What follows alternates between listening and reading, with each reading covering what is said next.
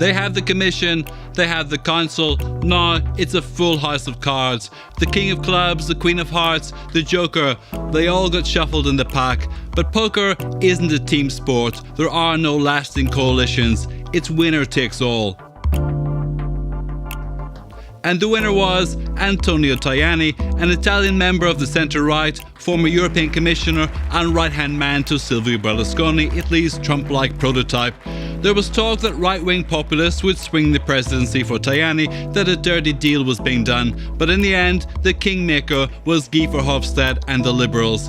Badly stung by his misjudged, farcical flirtations with Italy's Eurosceptic five-star movement, the Liberal lion was forced to crawl back to the EPP, said EFDD spokesman Herman Kelly.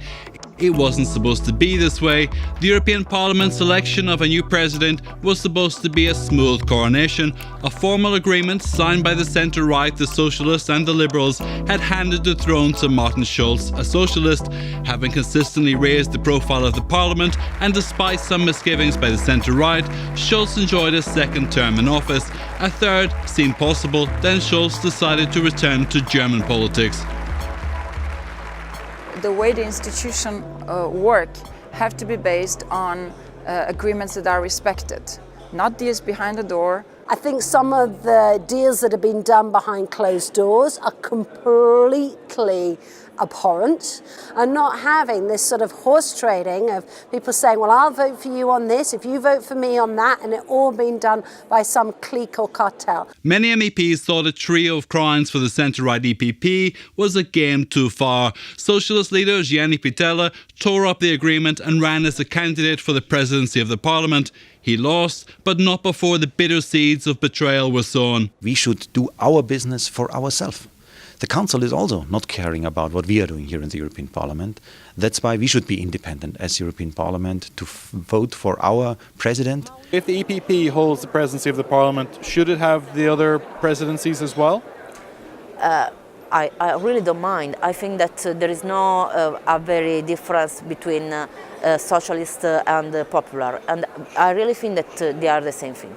When you win an election, and they won the last European election, you know, if you win a national election, you expect that you're going to hold all the seats if you have that majority. That's what they had the right to do, was to nominate the number one. Because this was a game of poker, Liberal leader Guy Verhofstadt risked all in a bid to become president, a federalist, a man of principle, a man in favour of transparency, a man opposed to backroom deals. Well, Verhofstadt got into bed with Beppe Grillo's Italian Eurosceptic five-star movement, brokering a secret deal behind the backs of the ALDE political group. It was a perfect lesson in how to burn your own brand. The development of the ALDE-Grillo negotiations was a big surprise for me.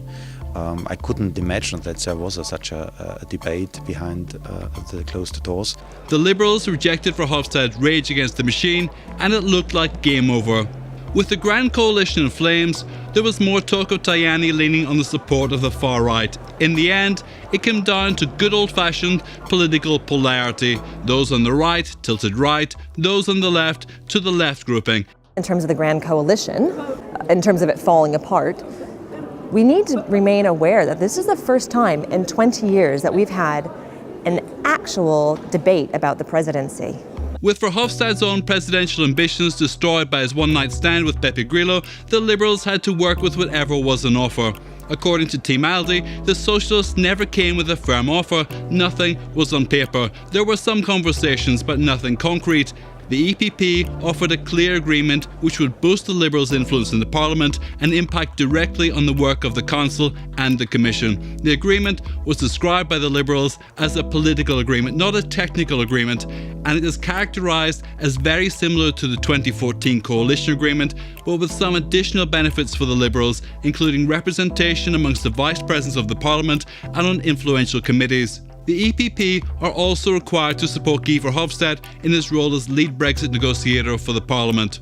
Il Presidente!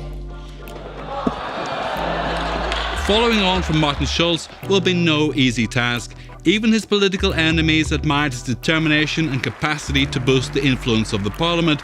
So what kind of president is now needed? What character does the Parliament want Tajani to present? I agree. Schulz has done a good job at increasing the visibility, but at the same time, we're seeing that Parliament is being run by 5 men from a few countries, and this is the old boys network that I talk about. You can see the results of the work they've done thus far, and they're not delivering to our citizens. A president should be very different from the previous one.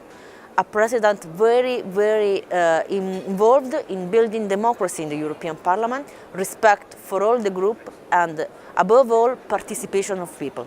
For the next 2.5 years, what we need is somebody that can actually bring the Parliament together. But I think it's also somebody that needs to be able to have a clear vision about what the European Union is for and the role of the democratically elected Parliament within that. So you can have your own ideas, but it's also about being the voice for the Parliament, not just for yourself or your own political group. We need a speaker after Parliament. We need an institution who keeps the word and is credible, because when we do agreements, we respect them. We work in groups. It's not deals behind the door. We also need to focus on rebuilding trust and winning trust amongst each other, winning trust between the European institutions and the national governments. I mean, this has been a big problem that we've been seeing over the past several years. I think in part because the Grand Coalition, having excluded so many MEPs from smaller countries. Well, I think the way you bring the team together after this, and it's true, it's the most open election we've seen for a very long time, is to bring people back to what are the key things that I think people of Europe are actually looking for. They don't want a parliament that's going to squabble and spend all its time on infighting and the niceties of who gets what post. They want a parliament that they think is actually looking at issues, whether it's around democracy, solidarity, environmental progress. They want a parliament that is focusing on standing up to the government, calling the Commission to account, and most of all putting the citizens, I think, at the centre of what we do. The Parliament needs strong leadership that is able to work with the Commission and the Council on an equal level. We represent the people, and we are the democratic legitimacy of the European institution. At every poker table, the players game with the cards they are dealt. As Verhofstadt showed, playing an amateur hand to start with doesn't mean you're counted out. Tajani proved it's necessary to know what your opponents are holding, to know what they need. And Pitella is proof that not having a big game plan is deadly. In the end, there was a fair fight, but the kingmaker was the joker.